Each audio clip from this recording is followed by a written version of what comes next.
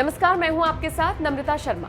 उत्तर प्रदेश विधानसभा चुनावों के नतीजे आ चुके हैं और उसके बाद जो नतीजे आए, जो तस्वीर निकलकर साफ हुई, उसमें ये क्लियर हो गया कि बीजेपी को प्रचंड जीत मिली और समाजवादी पार्टी की बुरी तरह से हार हुई।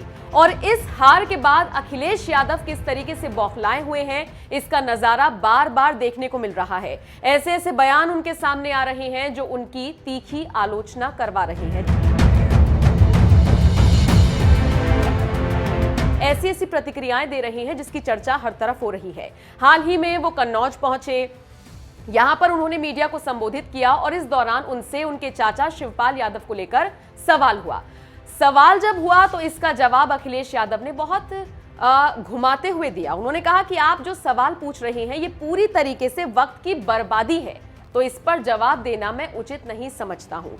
चाचा भतीजे के बीच की ये जो दरार है, तकरार है, एक बार फिर से सामने आ गई है। आपको बता दें 2022 इलेक्शन से पहले ही जो शिवपाल यादव हैं उन्होंने समाजवादी पार्टी को समर्थन देने का फैसला किया था और अब एक बार फिर से ये तकरार होती हुई नजर आ रही है। और ये जो बयान है अखिलेश यादव का, ये ऐसे वक्त में आया है जब पिछले कुछ वक्त से ये भी खबरें हैं कि शिवपाल यादव बीजेपी ज्वाइन कर सकते हैं। खबर ये मिल रही है कि या तो उनको राज्यसभा भेजा जा सकता है या फिर विधानसभा में डिप्टी स्पीकर बनाया जा सकता है। इन सब के बीच शिवपाल यादव ने अभी तक कोई खुलासा तो नहीं किया है, लेकिन बार बार वो यही कह रहे हैं कि बहुत जल्द कोई बड़ी अनाउंसमेंट हो सकती है और अगर ऐसा कुछ है तो सबके सामने जो भी सच है वो आ जाएगा।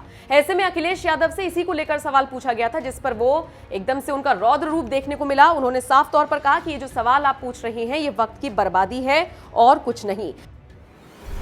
उन बातों के लिए आपको समय नहीं व्यर्थ करना चाहिए। उन बातों के लिए आपको समय नहीं व्यर्थ करना चाहिए। उन बातों के लिए आपको समय नहीं व्यर्थ करना चाहिए।